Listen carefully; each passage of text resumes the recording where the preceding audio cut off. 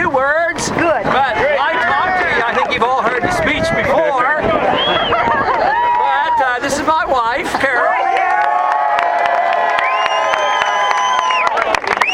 She's been married to the same guy for 51 years.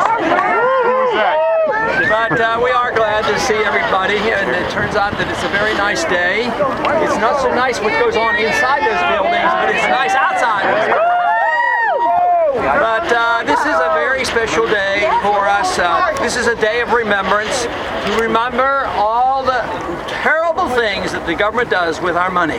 They have to come around someday to agree with us that the money we earn is our money, and we ought to get it.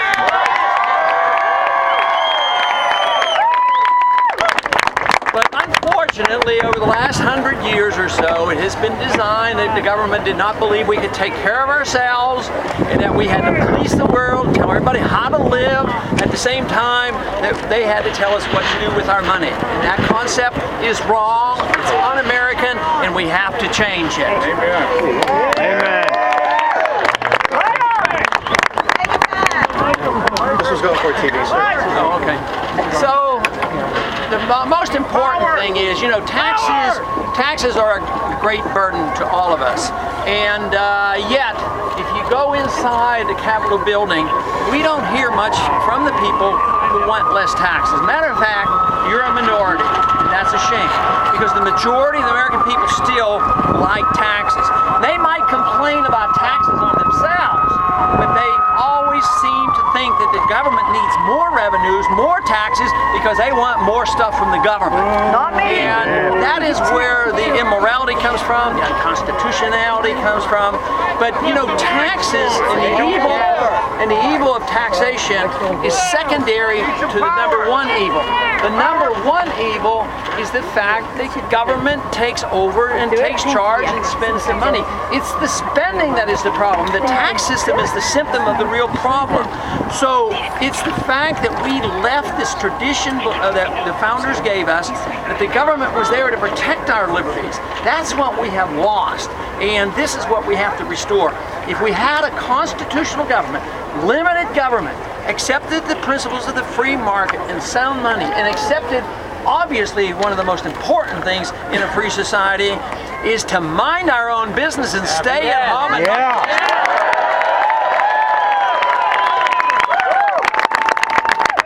trillion that we spend now to run our empire, just think, most of that money could and should be spent back here at home. Maybe some of our good jobs would come back home if we spent our money here at home rather than overseas. The job is big, but something is stirring in the country. There is no doubt, more so than I ever dreamed 1 year ago. There's a lot of people who are very enthusiastic, and they're not going to let the nomination in September make the determination, realizing that it's going to take more time than 1 month or 2 months or 1 year. But the most important thing is to reverse the course. And I believe that is what is going to be known for this past year, is that the course on the number of people in America want this to change. We want to move in the direction of less government, not more government. That's all we're getting so far is more government. Now, the one great advantage that we have today is that the majority of the American people, although they want more stuff from government and they don't want to stop taxes on everybody else, the system doesn't work. They're running out of time and they're running out of room because they overtax already, they overborrow already, and they overinflate. They can't keep doing this. So great countries and great empires come to an end for financial reasons. And this is the story today. This is the economic story. Think of the other three candidates running around and talking about how they're going to improve the management of the economy. What we don't need is more management from the government. We want the government to get out of the way. It's obvious that it's being recognized that our government is failing us. And the monetary system, of course, and the monetary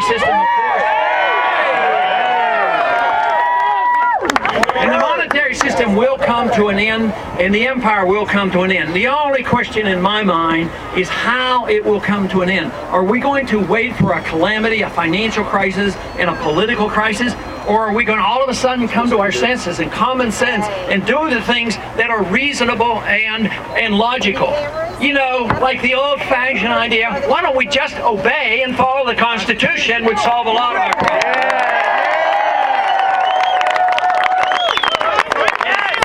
But in spite of the serious problems we face, it is really an opportunity to present the views of what America was all about. And America has to do with freedom and liberty. It has to do with the restraint, not on the people, but to restrain the government. That is the job of the politician, but he totally ignores it.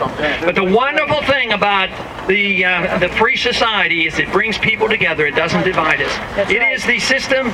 It is the system of government that we have today that divides us because everybody's clawing and hemming and hawing and fighting over a shrinking pie.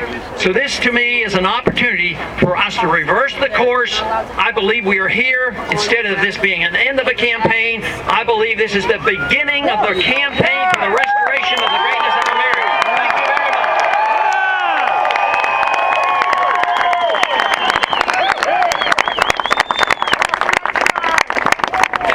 Dave Van Slyce from Short Wave, the power of Jewish rallies. Run, Paul! Run, Paul! Run, Paul! Run, Paul! Run,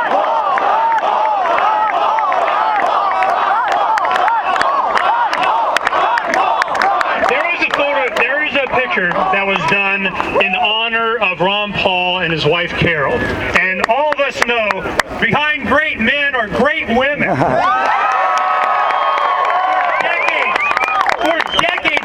To stand strong up against the bad guys. We know who the bad guys are. They, them, those that won't leave us alone. You got people who want to be left alone and those that won't leave us alone. And the people that won't leave us alone, you have one man, last man standing, Ron Paul. And who is standing behind Ron Paul?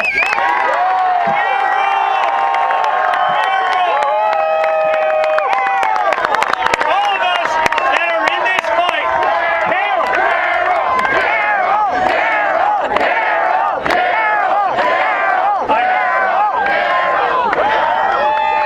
so we want to make sure that they know how loved they are both and how much we recognize and understand the importance Carol plays in the revolution, in the person that's behind holding up, and the sounding board for Ron Paul all these decades that may not have gotten the appreciation that she deserved all these years. So we want to make sure that she's honored, and we say thank you. Thank you.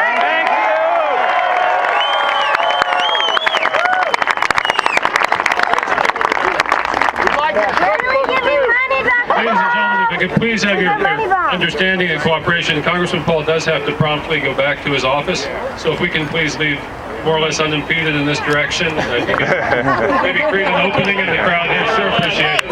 Thank you. Thank you.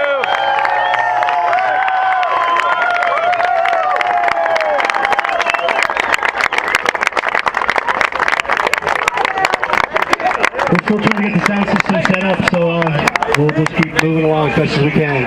Thank you for your understanding.